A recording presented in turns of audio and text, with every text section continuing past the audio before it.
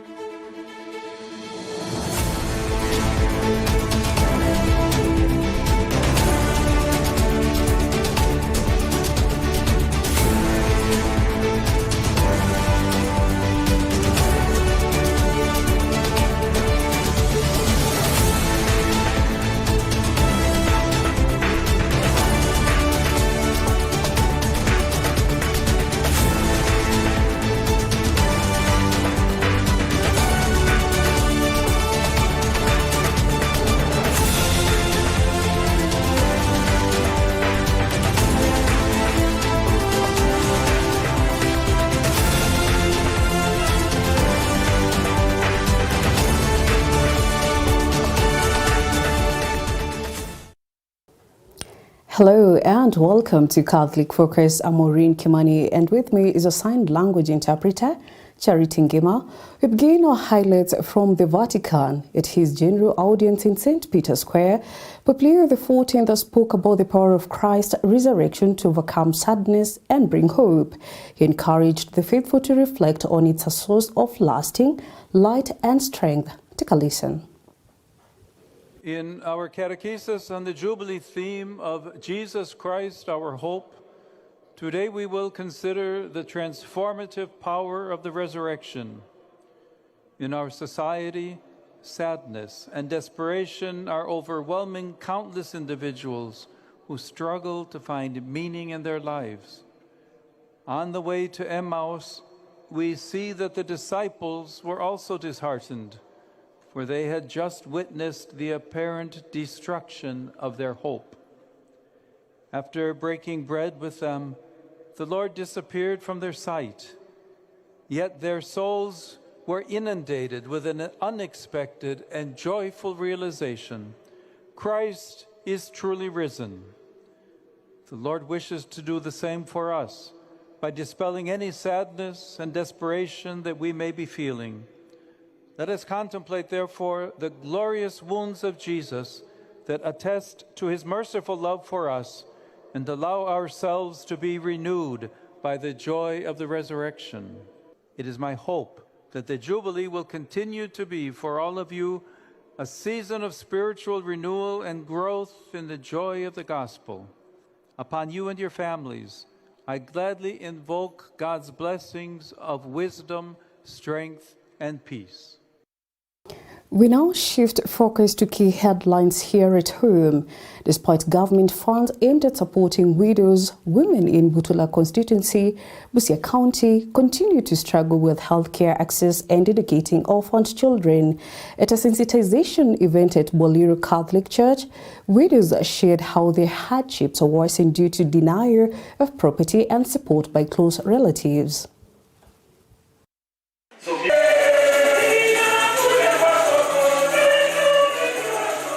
Na nimewachwa nikiwa na miaka 30, nilikuwa na watoto 8. Hao watoto wote, mkubwa alikuwa na miaka 10. Ilikuwa vigumu kwa kuwalea watoto, ilikuwa vigumu kwa familia kukaa na watoto kwa familia, ilikuwa vigumu hata kupata shamba, kupata pa kulima. Wa masemeji wangu ambao niliwachiwa walikuwa wanakiri kwamba watakuwa wakisaidia watoto, lakini hakuna hata mmoja wao huwa anasonga karibu na mimi. Mimi niliwacha na watoto 4. Kijana anga akaaga, akaniachia watoto 4 tena. Bado ni wachanga, hata mmoja wako hapa mdogo.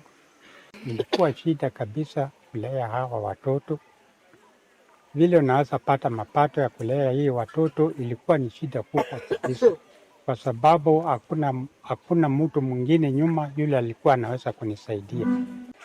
Niko na mtoto form 3 na yule aliyeachwa na miaka 3 Saa hii yuko gredi ya 8. Namshukuru Mungu kwa maana amesimama na mimi na ameniongoza vema, na washauri wanawake wajane wenzangu wasikimbilie kuleta wanaume wengine kwa maisha yao wanapoondokewa wanaume wao. Na waende kwa vijiji wenyewe waangalie hawa watu ambao wanapitia hali ngumu. Wasikae tu kwa ofisi na kusema tumetuma watu. Watembee na magari haya ya serikali wakiangalia vile hawa mama wanaishi. Wengine hata hawana nyumba, wengine hata hawana makazi, wengine hata hawana chakula, wengine wanapitia hali ya uchochole sana. Na ndio nikaanza hii safari ya kuwasaidia, na naalika wahisani ambao wanaweza kuniunga mkono tusaidie hawa wajane na mayatima, pamoja na serikali pia ituunge mkono. Moving on, in Matungulu, Machakos County, hope and healing reached dozens of elderly widows today as they received free medical care from international well-wishers. But as they got the much-needed support, calls grew louder for the government to step up efforts in making healthcare accessible for all. The vulnerable here is Susan Bulemi with that report. In the quiet villages of Matungulu, elderly widows lined up not for food, but for something just as essential: healthcare. Thanks to a US-based NGO, Ministry of Care, dozens of senior women received free medical checkups and treatment, a rare opportunity for many who often go without. I started this ministry 2001 after my first husband suddenly died. I saw the pain because I'm originally from Nigeria. You know, we don't have amenities, we don't have Medicare, we don't have what they have in America. So when I saw that pain, I believe the Lord asked me to help. So since 2001, 25 years, we've been caring for the widows. I've been to over 10 nations, Haiti 7 times. Sometimes we help them to build houses, we give them food. So it's not something I do for show, it's a passion. So gathering him, that is the first time in Haiti, in Kenya. We've been to Haiti 7 times, Nigeria 7 times, is to make them feel better. I have a special passion for women of all culture, all background, so that if we can come with some medical supplies, that's going to assist those that are here. It brings us much joy. And we pray that the government is also going to jump on board and provide more funding, more sources, more resources for our women. They're in need. You know, maybe we can give a little today, but there's so much more that needs to be done. And so we came on this mission to assist. But behind the smiles and relief lies a deeper concern. The group says Kenya's healthcare system remains out of reach for many, especially the elderly and poor. But government, you are responsible for the citizens, to take care of them as well. Not talking about giving a handout or anything like that, but especially for the widows and the orphans and the poor. Reverend John Zomo, who hosted the medical outreach, says most widows lack access to care simply because they are not enrolled in the National SHA insurance scheme. He is now urging the government to raise awareness and ensure that more citizens, particularly the elderly, are registered and covered. Wamama wengi wajane, hakuna mtu anawashughulikia, hakuna mtu anawajali. So tumetaka kuunganisha wajane Kenya yote. Tuko na timu kutoka USA, tuko na timu kutoka Nigeria, we have a team from Zambia, na tuko na timu kutoka Uganda, ambaye wamekuja ili tukaweze kusaidia wajane, tukaweze kuwatibu na kuwaelimisha kuhusu mambo ya afya, kuwaelimisha kuhusu mambo ya kiafya.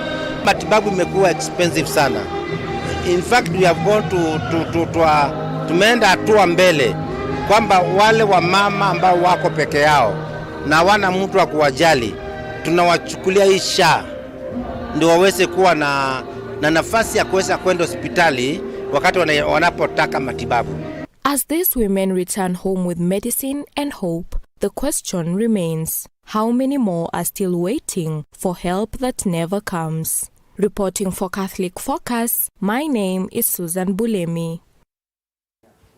The Mbambarenyi community located in Kasigao Ward, Taita Taveta County has taken a bold step by initiating the construction of an early childhood development school to ensure that young children can access education close to their homes and avoid the dangers posed by wild animals straying from the Tsavo National Park. Our reporter Gabriel Mokoma with more details.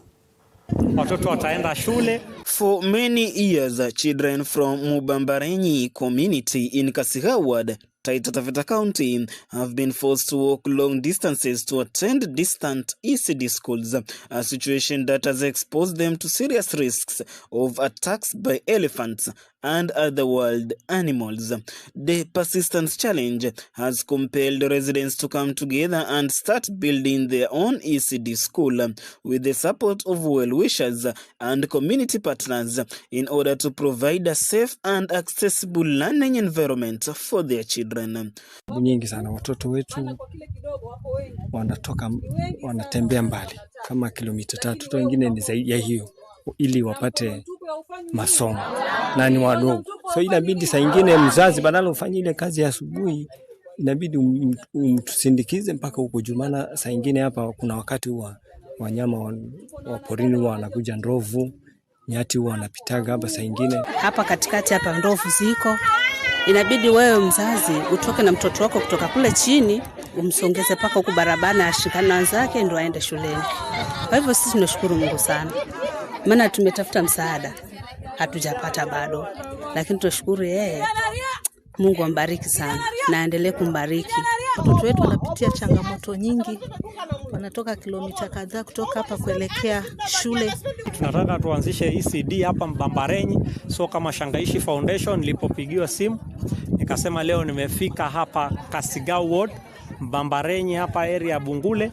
Nikasema kwa sababu kuna shule inaanzishwa, nikasema nilete mabati haya ili watoto waendelee kuanza, kwa sababu elimu ndio msingi wa maisha na elimu ndio ufunguo wa maisha. So ndo nimeamua leo hii nikuje nilete mabati haya na nina imani atawasaidia na tuweze kukuza elimu ya watoto wetu hawa. According to the community members, the new school will bring transformative change to the area, giving local children a chance to learn without fear and serving as a symbol of unity and community-driven development. Gabriel Mokoma, Kasigao, Taita Taveta County. In other news, the Council of Governors has unanimously voted to remove Nyeri Governor Mutahi Kahiga from his position as a vice chair following controversial remarks he made. The decision was reached during a special meeting chaired by Governor Ahmed Abdullahi, who condemned the remarks and stressed they do not reflect the Council's values. Let's take a look. In a country where political awareness runs high, leaders must exercise both caution and deep sense of responsibility in their public utterances. Following our statement issued yesterday, we have convened a special council meeting to deliberate on the interpretation and impact of the utterances made by His Excellency Kahiga Mutahi, the Vice Chair of the Council of Governors, and the mitigation thereof. We wish to reiterate our deep disappointment on the statements by the Governor. We still maintain that these sentiments are his personal remarks that do not reflect or represent the views and the values of the Council of Governors. We therefore disassociate ourselves in toto and condemn these utterances, which were untimely, reckless, and unspeakable, especially at this time of deep mourning. The Council has unanimously agreed to remove His Excellency Kahiga Mutahi from the leadership of the Council as the Vice Chair with immediate effect. We have also agreed that in due course we will hold another meeting where a new vice chair will be elected. That's what we heard for this edition of Catholic Focus. Thank you for watching. I'm Maureen Kimani, and our signed language interpreter has been Charity Ngema. Until next time, stay informed with Capuchin TV.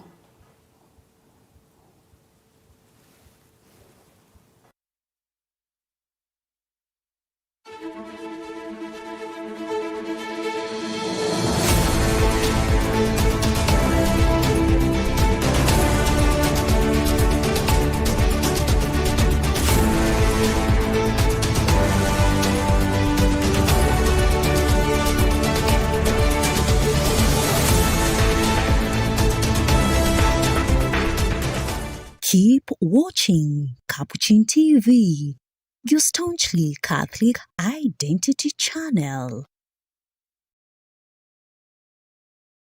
You are watching Capuchin TV. For any complaints, comments, or compliments on our programming, you can either write to us on info@capuchintv.co.ke or you can call us directly on 0717 424 866. Your complaint shall be addressed within 7 days. Remember to keep a copy of your communication with us. Keep watching Capuchin TV, your Catholic identity.